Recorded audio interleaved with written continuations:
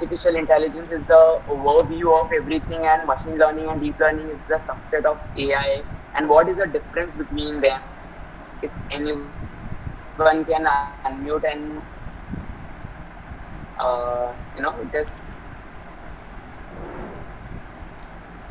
just for an interaction, so that I can deliver my talk according to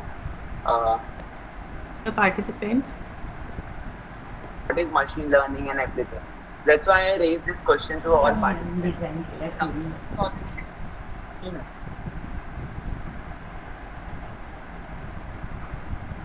Okay, so I'll just give you a hint. Again, I will interact. See, as far as the machine learning concepts concerned, right? As a developer or a programmer, we want to train the system such a way that it can recognize it or classify the entities or the features which is given to that machine, right? So, say for example, face recognition. So we with what is there in the database, right? And then give an output whether the match is found or not found, right? So this is like a machine learning where we are actually giving the what type of features to be get trained, right? But if the same machine will be used once we have trained once, right? After say 15 years or 20 years, maybe the person's face will slightly get changed because of aging, right? Whether this machine will actually recognize that particular face which is there in the database. Like suppose in your college there is an attendance monitoring system with a face recognition, right? So the faculty who joined now, maybe after 15 years, 20 years, the face will also slightly get changed. So if there is no updation done in the particular algorithm in the training phase, right? That is the concept of machine learning. But artificial intelligence is something which can update the features on the timely basis as and when the one particular iteration occurs. See how your parents or your well-wishers will keep recognizing you because they are meeting every day. So in the human brain, like they are adapting the features, they are training the weights and everything on a regular basis, right? So from the childhood also, if you can meet the person after a successive interval of time, maybe on daily basis or a weekly basis, so we can easily recognize.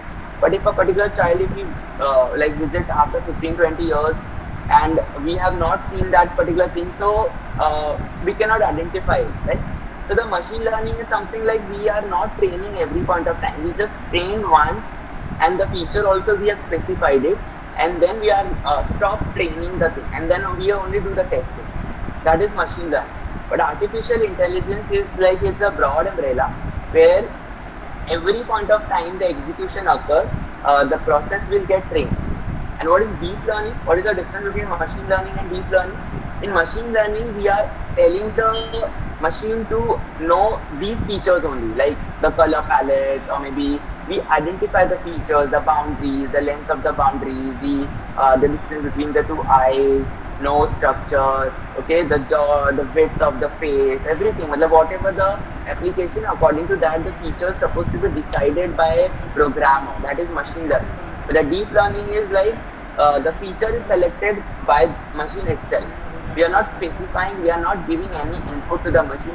The machine automatically identifies which feature is important to train the entire thing. Okay, we can say like deep learning is a subset of machine learning, and machine learning overall is as a subset of an artificial intelligence. But artificial intelligence is something connect with a deep learning concept where it automatically fetch the feature which is very, very important and upgrade the weights, okay, in the particular computer. But as far as the research is concerned, the artificial intelligence was originated very early, like 1950s, and then later they understand like the features to be given to the machine for more development and all. Then after a decade in 1960s, the machine learning concept started. Then the user need to specify which features to be considered, and considering those features may not be much appropriate for that selection.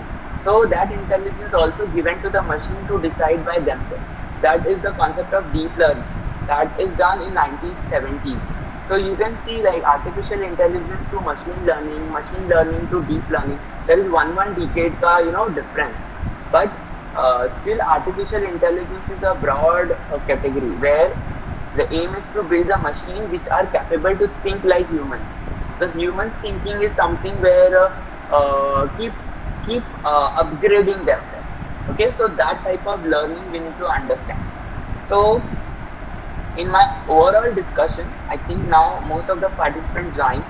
So in my today's talk, I will focus in the first part, what is learning, what is machine learning and its related applications, what are the different types of learning. That is, the basic understanding of to start with the concept of ML. Then we go little advanced, that what is deep learning, why it is connected to the machine learning, its related applications. While training the system, what will be the optimized solutions to be taken while considering the training the set, or while learning why optimization is used. So what is the role of optimization in the learning, right? And then how the training and testing is done with an optimized environment. That is like little an advanced phase of discussion.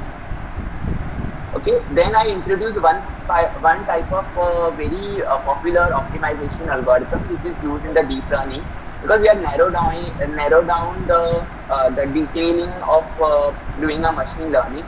And if time permits, we will discuss the PSO algorithm, its coding related discussion based on Python or MATLAB, Scilab, or anywhere. Like we'll just see the algorithm and how do we execute it, and the application based hands-on coding if time permits. Otherwise, to Prachi ma'am, I already shared my PPT where all the code and other things are there. So I'll just give towards the end, I'll give you the idea about how you can doing the coding, some code and all. I'll explain it, and later as a post experiment part, or post session, you can practice it. Like by the end of the day or maybe on weekend, you can try on coding and you learn more by themselves.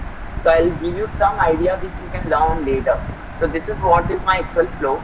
Today I want to cover up at least this red and green component part and little bit of some exposure about the advanced part of PSO algorithm. Okay, so let's start with what is learning. Learning is actually as far as the machine concept is concerned, it's somewhat similar to how the human learn, right? And how we all learn. And it is this type of learning is categorized it in various technical terms, like or some task which is given to the machine to do. Okay, according to that only the learning will take place. The same thing we also train humans for introducing in the childhood, when the person the parents are training or teachers are training to the child for different things. So first they directly not start with teaching something very big or very advanced. They start with the classification first. Okay, what is classification? Like suppose for example training a child to identify the colors. So what we do, like we ask the child to classify it first. We'll give various objects of red color, we'll give various objects of green color, yellow color, some prime colors or something, and then we'll ask a small child to segregate this. So the child identify that these are the various objects of the same color. Okay, so that is like the classification is the first thing. Then there will be first we'll not introduce multiple colors at a time. We'll just say that this is my class with a positive cluster. Say want to introduce red color because the child always understands the red color first. So we'll give a color of red different. So the child categorizing clustering is an advanced way, like they also identify the shapes along with the color and then other features.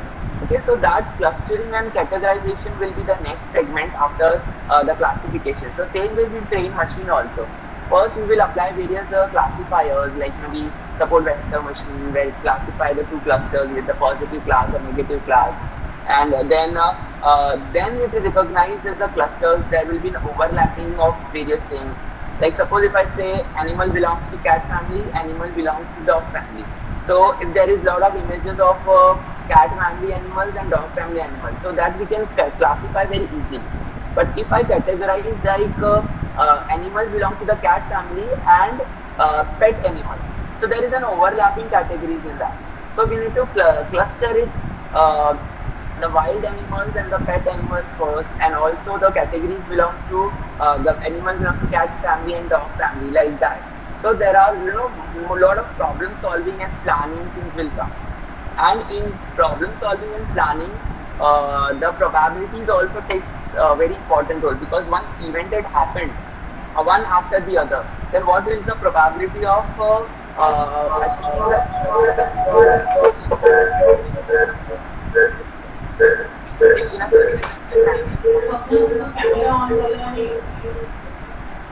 Hello. Yeah, I find the disturbance. Yes, yes. Somebody's got unmute. So, speaker got. Okay. Yeah. Then the machine will start solving problems after that. So the Bayes theorem, where the Bayes theorem is, we have studied where one event had occurred after the event has already occurred. Means in mathematics, people usually solve such problems like if there is a deck of cards, pick the what is the probability of getting a faced card first, and then from the face card pick up a king card. So what is the probability of getting a king card when the face card event is already occurred? So that type of overlapping probability things will come while training and learning things. Then if all such learning happened based on the prediction and on the prior information, the machine starts thinking and doing it later. So these are the initial tasks given to the machine for dealing with machine learning. And why we should train the systems to learn, because certain tasks where the humans cannot do, means the presence of human is restricted there.